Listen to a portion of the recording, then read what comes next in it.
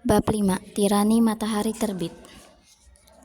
Berbicara mengenai dominasi ekonomi Jepang di Indonesia, sebenarnya secara historis kita sudah memiliki pengalaman pahit pada saat negeri kita diduduki Jepang tahun 1942 sampai 1945. Secara ekonomis, kekayaan negeri kita dikuras untuk kepentingan Jepang demi memenangkan Perang Asia Timur Raya. Pengalaman sejarah semestinya dapat menjadi pelajaran dalam menyikapi perkembangan pengaruh ekonomi Jepang sekarang ini. Pada masa pendudukan Jepang, Gua Jepang digunakan sebagai benteng perlindungan tentara Jepang dari serangan musuh. Gua itu dibangun dengan mengerahkan tenaga kerja murah, yang kemudian dikenal dengan istilah kerja paksa atau romusa. Meskipun masa pendudukan Jepang hanya berlangsung relatif singkat, tetapi memberi dampak yang penting dalam perjalanan sejarah bangsa Indonesia.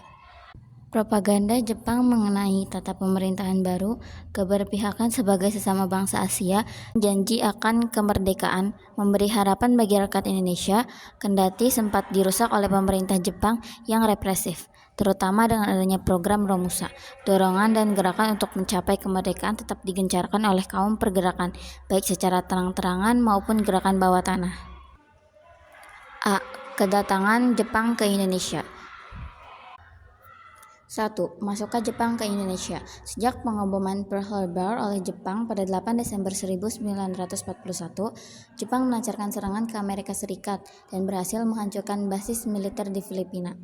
Mereka kemudian menyerang Indonesia untuk mendapatkan sumber daya seperti minyak dan logam. Saat itu Jepang membawa ideologi fasisme yang berpusat pada kekuasaan tunggal yang otoriter. Pada Januari 1942, Jepang mulai mendarat di Indonesia, menguasai Maluku, Kalimantan, dan Sumatera, serta menyerang Jawa. Pada 1 Maret 1942, Jepang menunjukkan kekuatan dengan mengontrol wilayah luas di Pasifik. Untuk menanggapi invasi ini, Sekutu membentuk Komando Gabungan Tentara Serikat atau APDAKOM. Namun mereka gagal melindungi Hindia Belanda. Pada pertempuran di Laut Jawa, Jepang berhasil mengalahkan pasukan gabungan Belanda dan Inggris. Pada 8 Maret 1942, Belanda menyerah kepada Jepang, menandai berakhirnya penjajahan Belanda di Indonesia. Jepang melihat Indonesia sebagai sumber daya alam yang penting untuk industri mereka. Doktrin Hakoichi menjadi alat propaganda untuk menegaskan dominasi Jepang dan memperkuat klaim bahwa Jepang bertanggung jawab untuk menentukan umat manusia, termasuk Indonesia.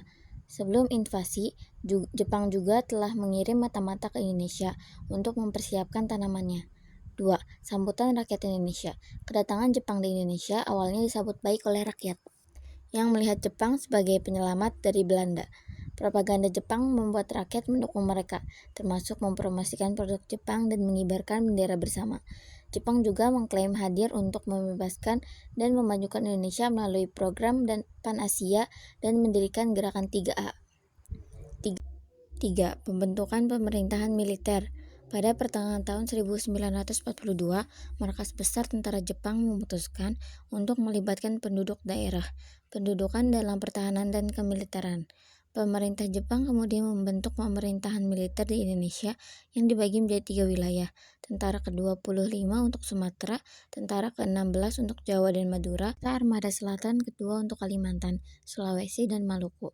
Pemerintahan militer ini menghapus jabatan gubernur jenderal, mengambil alih kekuasaan, tetapi tetap mengakui pejabat sipil asal setia. Struktur pemerintahan terdiri dari Seiko Shikikan sebagai pemimpin, Gun Seikan sebagai kepala pemerintahan, dan 5 departemen. Jepang juga membentuk kesatuan polisi militer Kempeitai dan menetapkan lagu kebangsaan Kimigayo. Selain itu, Jepang melarang bahasa Belanda dan menggantinya dengan bahasa Jepang, serta memaksa rakyat merayakan hari raya Tenchosetsu. 4. Pemerintahan sipil. Untuk mendukung pemerintahan militer Jepang, mereka mengembangkan pemerintahan sipil. Pada Agustus 1942, Jepang mengeluarkan Undang-Undang Nomor 27 dan Undang-Undang Nomor 28 mengenai pemerintahan daerah. Pulau Jawa dan Madura dibagi menjadi 17 daerah Shu dan dipimpin Shuchokan. Pemerintahan dibantu oleh Chokan Kanbo. Jepang juga membentuk Tokubetsushi dan Funaregumi untuk mengawasi rakyat. B. Organisasi pergerakan masa pendudukan Jepang. Ada satu perkembangan yang berbeda antara organisasi pergerakan pada zaman kolonial Belanda dan pendudukan Jepang. Di zaman Belanda, organisasi diprakarsai oleh pejuang Indonesia. Tapi di zaman Jepang banyak organisasi dibentuk oleh Jepang, sementara tokoh Indonesia mencoba memanfaatkannya untuk perjuangan mereka. Beberapa tokoh menggunakan pendudukan Jepang untuk melanjutkan perjuangan kemerdekaan, termasuk Soekarno yang bekerja sama dengan Jepang karena kekagumannya terhadap Jepang yang menang perang. Muhammad Hatta bersikap kooperatif, sementara Syahrir mengembangkan gerakan bawah tanah anti-Jepang. Jepang juga mencoba mendekati umat Islam untuk mendapatkan dukungan. Soekarno dan Muhammad Hatta mengusulkan pembentukan organisasi politik baru saat Jepang berkuasa. 1. Organisasi yang bersifat sosial kemasyarakatan. Gerakan 3A. Jepang membentuk Gerakan 3A pada 29 Maret 1942 untuk mendapatkan dukungan rakyat Indonesia. Kumpulan ini memiliki 3 semboyan yang dipimpin oleh Mr. Syamsuddin dengan dukungan tokoh lain. Meskipun diadakan berbagai upaya, Gerakan 3A tidak mendapat simpati dan dinyatakan gagal pada Desember 1942. B. Pusat Tenaga Rakyat Putra. Gerakan 3A dinilai gagal oleh Jepang yang kemudian mencoba memperbaiki hubungan dengan tokoh nasional melalui pembentukan Organisasi Pemuda Asia Raya. Namun organisasi ini tidak mendapat dukungan dan dibubarkan. Beberapa pemimpin Indonesia bergabung dalam komisi untuk menyelidiki adat istiadat Indonesia. Dukungan rakyat terhadap Jepang menurun akibat tindakan Jepang yang represif, seperti larangan pengibaran bendera merah putih setelah Jepang mengalami kekalahan dalam Perang Asia Timur Raya. Mereka berusaha bekerja sama dengan tokoh nasionalis seperti Soekarno dan Hatta. Pada 16 April 1943 dibentuk organisasi Pusat Tenaga Rakyat Putra untuk memusatkan potensi masyarakat. Meskipun Putra mendapatkan sambutan, pada tahun 1944 organisasi ini dibubarkan oleh Jepang. C. Majelis Islam ala Indonesia (MIAI) dan Majelis Syura Muslimin Masyumi. Berbeda dengan pemerintahan Hindia Belanda yang anti-Islam, Jepang ingin berteman dengan umat Islam di Indonesia. Jepang membutuhkan dukungan umat Islam untuk melawan sekutu, sehingga mengaktifkan kembali organisasi Islam MIAI pada 4 September 1942. MIAI menjadi penting dalam pendudukan Jepang, berfungsi sebagai tempat berdialog dan membahas isu-isu umat. Tujuan MIAI adalah menempatkan umat Islam dalam posisi yang layak, mengharmonisasikan Islam dengan perkembangan zaman, dan membantu Jepang dalam Perang Asia Timur Raya melalui program-program sosio-religius. Namun MIAI tidak diperbolehkan Jepang untuk membangun masjid besar dan universitas. MIAI terus berkembang dan membentuk Majelis Pemuda serta Majelis Keputrian. Program Baitul Mal MIAI juga sukses, tetapi Jepang merasa MIAI tidak membantu mereka. Akhirnya MIAI dibubarkan pada November 1943 dan digantikan oleh Masyumi yang dipimpin oleh Hasyim Asy'ari. Masyumi cepat berkembang dan menjadi organisasi pro-rakyat yang menentang Romusa, menunjukkan keberanian para tokoh Islam dalam menghadapi Jepang. D. Jawa Hokokai. Tahun 1944, tentara sekutu mulai mengalahkan Jepang, membuat situasi Jepang di Indonesia semakin sulit. Jenderal Kumaikichi Harada membentuk organisasi Jawa Hokokai untuk mendorong persatuan rakyat demi kemenangan dalam perang. Organisasi ini dipimpin oleh Jepang dengan anggota dari berbagai profesi. Program-programnya meliputi tindakan nyata, pengembangan tenaga rakyat, dan memperkuat pembelaan tanah air. Namun, Jawa Hokai tidak berkembang di luar Jawa karena keragaman suku dan budaya, sehingga organisasi di luar Jawa bersifat lokal. 2. Organisasi semi militer. Untuk memperkuat pemerintahan Jepang, juga mengembangkan organisasi semi militer dan pengerahan para pemuda yang kuat fisiknya. A. Pengerahan tenaga pemuda. Kelompok pemuda sangat penting di Indonesia karena jumlahnya yang besar. Jepang menilai pemuda terutama di daerah pedesaan masih murni dan kuat. Karena itu pemuda dijadikan sasaran propaganda Jepang untuk memperkuat posisi mereka dalam perang. Jepang melatih pemuda agar disiplin, memiliki semangat juang tinggi, dan jiwa satria. Pendidikan umum dan khusus diberikan untuk menanamkan nilai-nilai tersebut. Barisan Pemuda Asia Raya (BPAR) didirikan pada 11 Juni 1942 dengan program latihan selama 3 bulan. Selain itu, Jepang juga membentuk San-a Seinen Kotensho untuk pemuda yang aktif di organisasi. Mereka diajari keterampilan praktis dan bahasa Jepang. Perkumpulan kepanduan juga tetap diadakan untuk membina semangat dan disiplin. D. Organisasi Seinendan. Seinendan Korps Pemuda adalah organisasi pemuda berusia 14-22 tahun dengan awalnya 3.500 anggota dari Jawa. Tujuannya untuk mendidik dan melatih pemuda dalam mempertahankan tanah air. Jepang mengadakan pelatihan untuk memperkuat usaha kemenangan Perang Asia Timur Raya. Pengkoordinasian kegiatan ditangani penguasa setempat.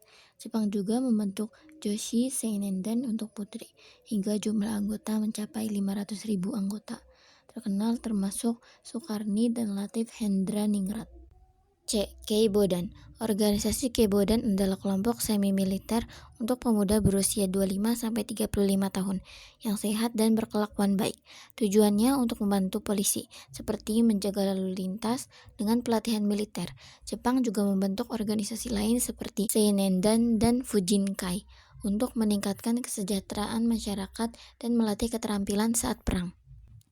D. Barisan Pelopor. Pada pertengahan tahun 1944 diadakan rapat Chow-sang-in yang memutuskan pentingnya menumbuhkan kesadaran masyarakat untuk mempertahankan tanah air. Sebagai hasilnya, pada tanggal 1 November 1944, Jepang membentuk organisasi Barisan Pelopor untuk membantu mempertahankan Indonesia.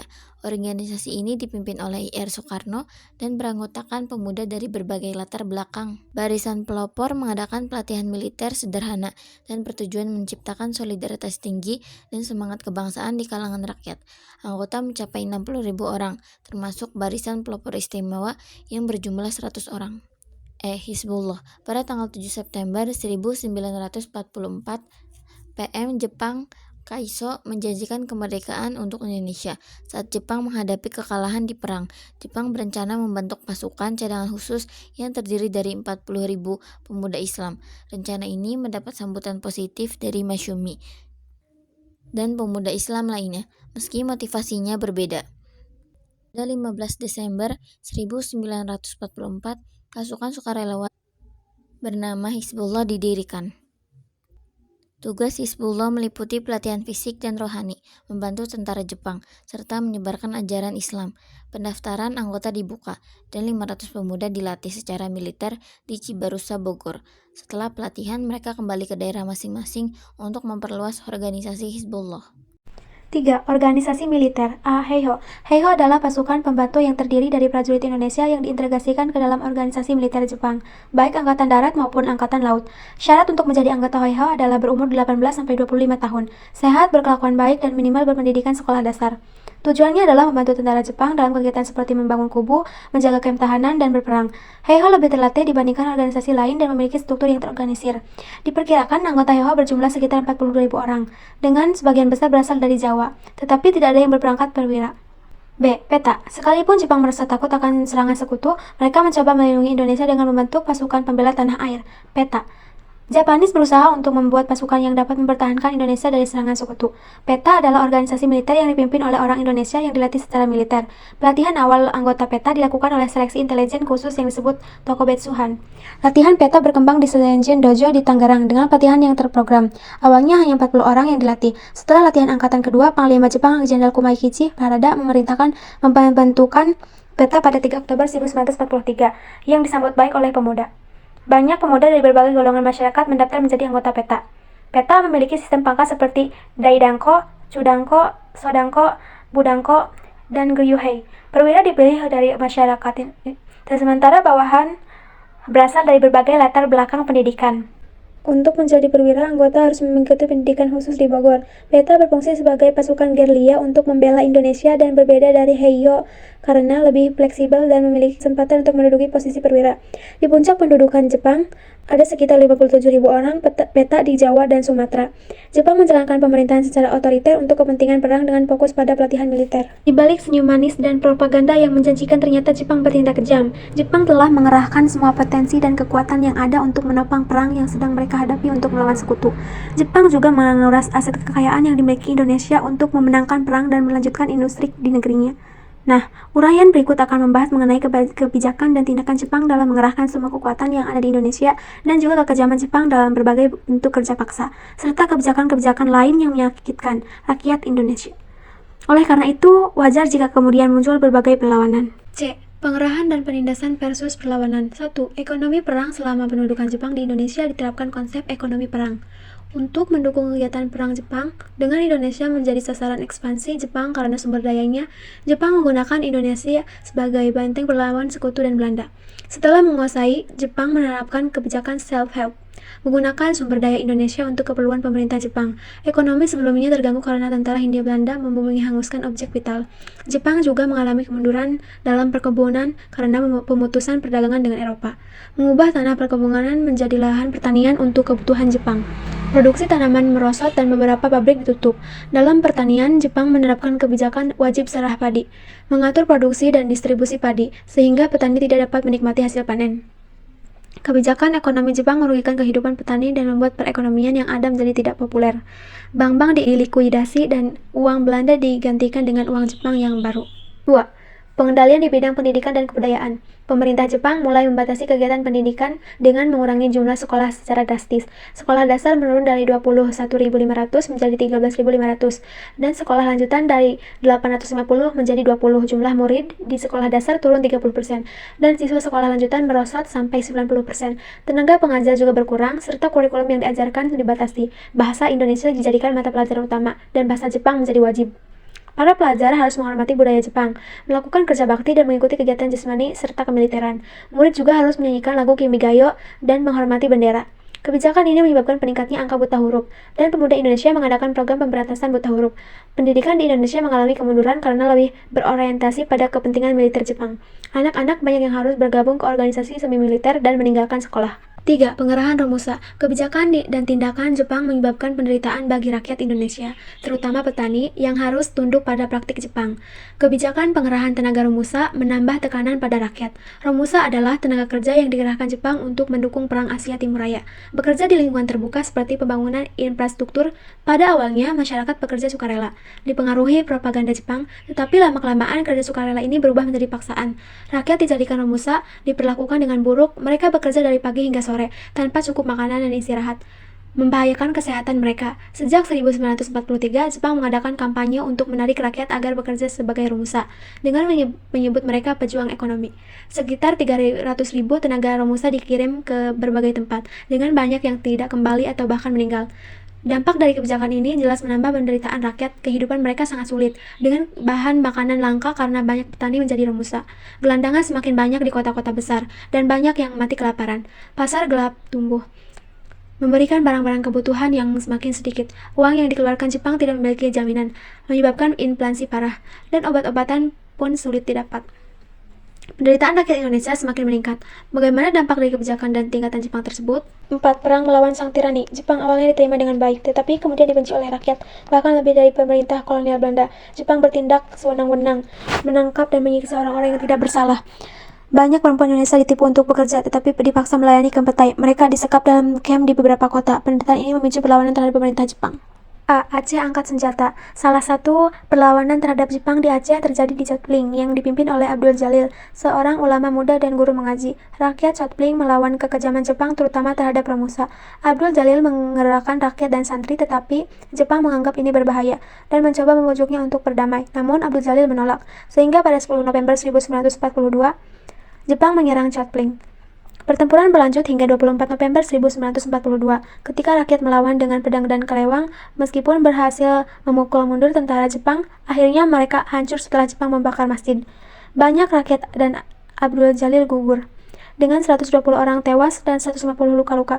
Sementara Jepang kehilangan 90 prajurit, rakyat Aceh semakin membenci Jepang dan perlawanan muncul di tempat lain seperti Jangkabuyadi dan Pandrah, dipicu oleh masalah penyetoran padi dan kerja paksa. B. Perlawanan di Singaparna. Singaparna adalah daerah di Jawa Barat dengan masyarakat yang religius dan patriotik.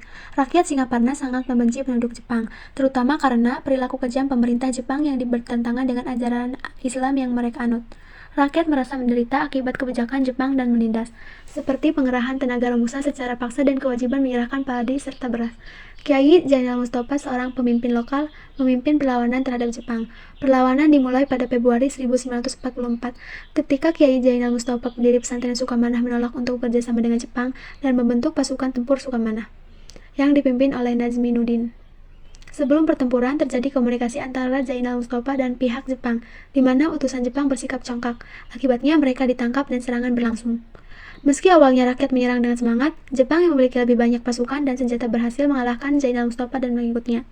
Banyak pejuang yang gugur. Zainal Mustafa dan Kiai Emar ditangkap dan dibawa ke Jakarta, di mana mereka dihukum mati pada 25 Oktober 1944. C. Perlawanan di Indramayu. Perlawanan terhadap penjajah Jepang juga terjadi di Indramayu. Latar belakang perlawanan ini mirip dengan Singaparna, di mana petani hidup menderita karena Jepang mengambil hasil padi mereka. Kebijakan penarikan hasil padi yang berat membuat rakyat semakin sengsara. Perlawanan terjadi di desa Kaplongan pada April 1944 dan di desa Cidempet pada Juli. Rakyat merasa tertindas dan tidak terima dengan cara-cara Jepang. Mereka berjuang dengan semboyan, lebih baik mati melawan Jepang daripada mati kelaparan. Namun meski berusaha, rakyat tidak mampu mengalahkan kekuatan Jepang yang lebih kuat. D. Rakyat Kalimantan angkat senjata. Perlawanan rakyat terhadap kekejaman Jepang terjadi di banyak tempat, termasuk Kalimantan. Rakyat melawan Jepang karena penindasan yang berat. Salah satu perlawanan di Kalimantan dipimpin oleh Pangsuma, pemimpin suku Dayak yang berpengaruh di daerah Tayan dan Meliau. Pangsuma dan pengikutnya menggunakan taktik perang gerilya. Meskipun sedikit jumlahnya, mereka didukung rakyat militan. Namun, ada mata-mata Jepang yang menangkap dan menyiksa rakyat yang membuat perlawanan gagal. E. Perlawanan rakyat Irian Barat. Pada masa pendudukan Jepang, rakyat Irian Barat mengalami banyak penderitaan, termasuk penganiayaan yang parah. Hal ini memicu mereka untuk melawan Jepang. Gerakan perlawanan terkenal di Papua adalah Gerakan Koreni, yang dipimpin oleh L. Rumkorem di Biak. Dengan semangat juang yang tinggi, rakyat Irian berjuang meskipun hanya memiliki senjata seadanya. Mereka menggunakan taktik perang gerilya dan mampu menghadapi Jepang.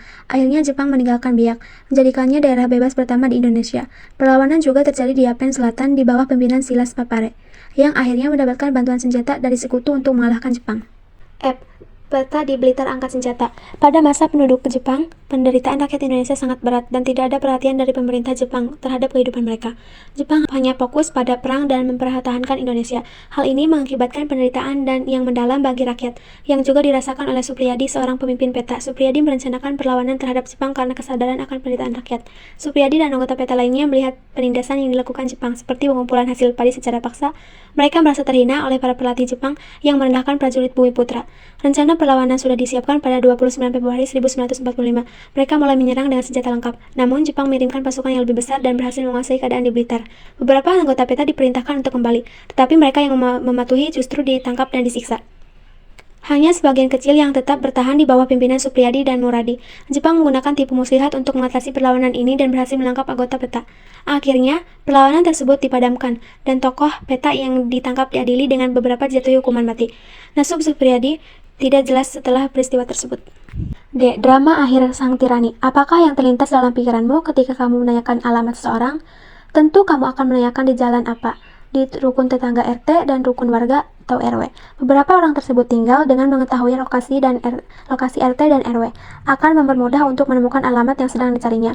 Selain memudahkan pencarian alamat, apakah sebenarnya fungsi RT dan RW saat ini? Tentu keberadaan RT dan RW sekarang ini juga mengkoordinasi berbagai kegiatan sosial kemasyarakatan dan pembangunan di lokasi tersebut. Namun, pada masa pendudukan Jepang, RT digunakan untuk memata-matai dalam kerja remusa. RT dan RW berperan dalam mengawasi pengerahan tenaga kerja yang ditujukan untuk kepentingan Jepang, yang membuat kehidupan rakyat semakin menderita. 1. Pendudukan Jepang di Indonesia. Pendudukan Jepang di Indonesia membawa dampak pada kehidupan masyarakat Indonesia, baik di bidang politik, ekonomi, sosial budaya, pendidikan, maupun di bidang birokrasi dan militer. A. Bidang politik. Dalam bidang politik, Jepang melarang penggunaan bahasa Belanda dan mewajibkan bahasa Jepang. Struktur pemerintahan disesuaikan dengan keinginan Jepang, seperti desa menjadi ku, kecamatan menjadi so, dan lainnya. Upacara bendera dilakukan dengan hormat ke arah Tokyo. Jepang membentuk pemerintahan militer dan organisasi propaganda, tetapi gerakan tersebut gagal. Jepang ingin menghapus pengaruh Barat dan menjanjikan kemerdekaan bagi Indonesia, yang membangkitkan semangat perjuangan rakyat. B. Keadaan sosial, budaya, dan ekonomi. Guna membiayai Perang Pasifik, Jepang mengerahkan tenaga kerja dari Indonesia untuk membuat benteng pertahanan. Pengerahan awal dilakukan di Pulau Jawa, lalu di kota-kota dibentuk barisan romusa untuk propaganda. Awalnya tenaga kerja bersifat sukarela, namun lama-kelamaan menjadi paksaan. Dengan desa-desa diwajibkan menyediakan tenaga romusa. Panitia pengerahan disebut Romu Kyokai. Pekerja romusa diperlakukan kasar tanpa jaminan hidup dan kesehatan. Banyak yang jatuh sakit dan meninggal. Jepang melakukan propaganda untuk memulihkan citra mereka, menyebutnya sebagai pahlawan pekerja. Para pekerja juga dikirim ke negara lain seperti Burma dan Vietnam. Kondisi masyarakat sangat buruk, dengan bahan makanan susah didapat dan banyak orang menjadi gelandangan. Pasar gelap muncul dan inflasi membuat uang Jepang tidak berharga. Pemerintah Jepang menguasai semua alat produksi dan mengawasi perkebunan. Masyarakat diwajibkan melakukan pekerjaan berguna seperti memperbaiki jalan. Komunikasi antar pulau sulit karena semua saluran dikendalikan Jepang, namun kota diubah ke bahasa Indonesia. Untuk mengawasi seni, didirikan pusat kebudayaan di Jakarta. Awalnya menyambut Jepang, rakyat kemudian membenci mereka karena tindakan sewenang-wenang dan penangkapan tanpa alasan. Banyak perempuan Indonesia dijanjikan pekerjaan, namun dipaksa berada dalam kem-kem sebagai wanita penghibur. C. Pendidikan. Pada masa pendudukan Jepang, pendidikan di Indonesia menurun. Pendidikan dasar hanya 6 tahun dan pelajar wajib belajar bahasa Jepang serta adat istiadatnya. Perguruan tinggi ditutup pada 1943, namun beberapa dibuka lagi. Bahasa Indonesia mulai digunakan di sekolah dan dianggap wajib. Para pelajar juga disarankan bergabung dengan militer. D. Birokrasi dan militer. Dalam bidang birokrasi, Undang-Undang Nomor 27 dan Undang-Undang Nomor 28 menandai akhir pemerintahan sementara. Peraturan itu mengatur struktur pemerintahan Jepang di Jawa. Seluruh kota di Jawa dan Madura dibagi menjadi shu dan shi, ken, gun, son, dan ku. Shu berfungsi sebagai pemerintah otonomi setara gubernur. Masa pendudukan Jepang memberikan pengalaman militer kepada rakyat Indonesia, termasuk pelatihan militer dan penggunaan senjata. Jepang melatih penduduk untuk menghadapi sekutu. Bekas pasukan peta menjadi inti Badan Keamanan Rakyat dan kini dikenal sebagai TNI. 2. Janji kemerdekaan. Pada tahun 1944, Jepang terdesak, dan Angkatan Laut Amerika Serikat berhasil merebut Kepulauan Mariana. Jenderal Hideki Tojo digantikan oleh Jenderal Kuniaki Kaiso sebagai Perdana Menteri. Angkatan Udara Sekutu mulai menyerang Jepang di Indonesia, sehingga rakyat kehilangan kepercayaan pada Jepang. Jenderal Kuniaki Kaiso berjanji memberikan kemerdekaan pada September 1944. Jepang mengizinkan rakyat Indonesia mengibarkan bendera merah putih dan menyanyikan lagu Indonesia Raya. Pada 1 Maret 1945, dibentuk Badan BPUPKI untuk mempersiapkan kemerdekaan Indonesia. Sidang BPUPKI pertama diadakan pada 28 Mei hingga 1 Juni 1945, tanpa campur tangan Jepang. Dalam sidang kedua, pada 10-11 Juni 1945, Soekarno menyampaikan pidato tentang dasar negara dan mengusulkan Pancasila, yang dipujikan oleh peserta. Muhammad Yamin juga mengusulkan 5 azas dasar negara. Sebelum sidang berakhir, dibentuk Panitia 9 untuk merumuskan tujuan Indonesia Merdeka, menghasilkan Piagam Jakarta. 3. Panitia Persiapan Kemerdekaan Indonesia atau PPKI. BPUPKI dibubarkan setelah menyelesaikan tugasnya pada 7 Agustus 1945. Dibentuk Panitia Persiapan Kemerdekaan Indonesia (PPKI) yang terdiri dari 21 anggota. PPKI mengesahkan Piagam Jakarta sebagai pengendahuluan Undang-Undang Dasar 1945 pada 18 Agustus 1945.